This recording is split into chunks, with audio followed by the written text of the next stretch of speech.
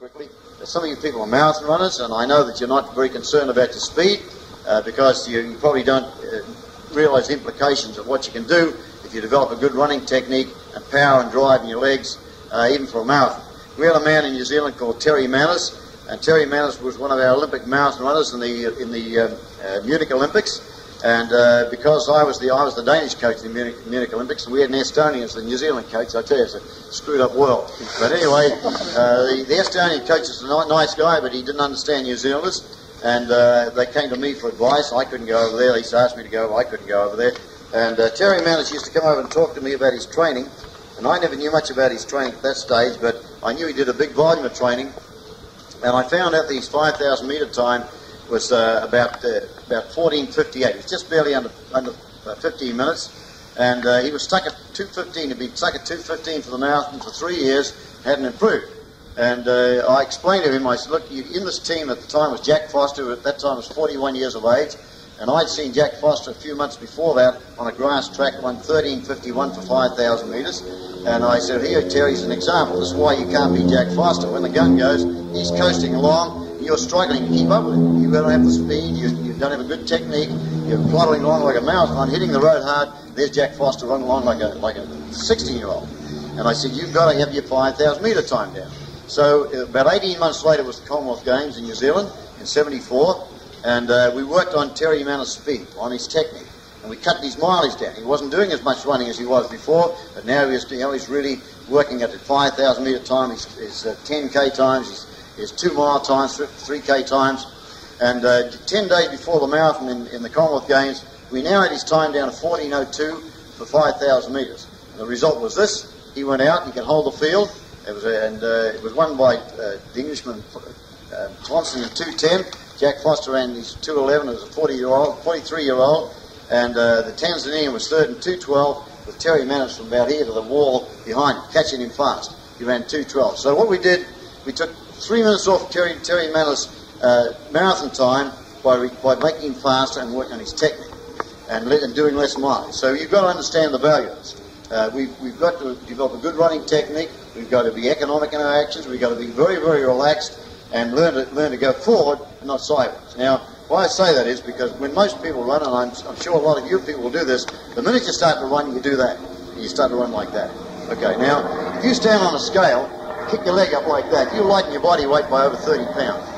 And if you're throwing pounds over there when you're running, and we start doing technique work, if you start to try and do technique work, throwing your arms around, you can't do it. You'll fall over one side or the other. You have your arms going all over the place because you're not balanced. Okay, so the first thing we learn about running is you've got to be relaxed. The key to running is relaxation. I don't care if you're a marathon runner or you're a sprinter, and you'll see that blonde girl I trained in the film, when she's sprinting, her jaw is actually flopping. And of course, Bud Winter was the great man who developed the relaxed running techniques, Tommy Smith, Lee Evans, and who still hold world records from the 1930s, and John Carlos and these people. Okay, he wrote a book, and you should buy it. It's called Relax to Win, written by Bud Winter, the greatest sprint coach the world's ever seen. Relax to Win. And you'll learn about relaxation. So you've got to learn to relax. You've got to understand about the running form. And we should run like we walk. You know, we stand like this, we walk like this. As we walk, our arm comes back behind our thigh. It comes back here, and it flexes just here, and our arm comes towards the inside the shoulder. That's the way we walk.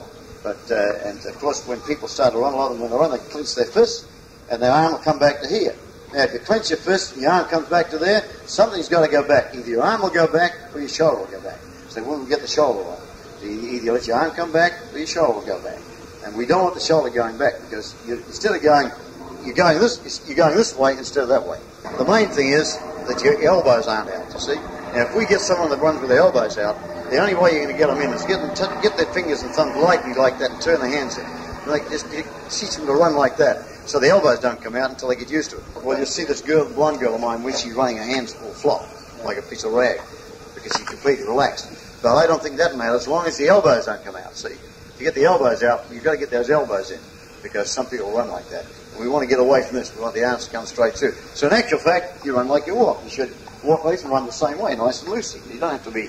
And if you're watching, you've got a wonderful opportunity the next week to watch the sprints and the other runners in Helsinki, and you'll see the sprinters who win the race. The guy who wins the race will be loose as a goose, and his arm will be way back there, coming through nice and loosely, straight through like that. Okay, so we've got to work on that. Now, if we understand the mechanics of running, we understand that our knee lift controls our stride length and stride speed. So if I bring my knee to there, my foot goes there. If I bring my knee up high, my foot goes out further.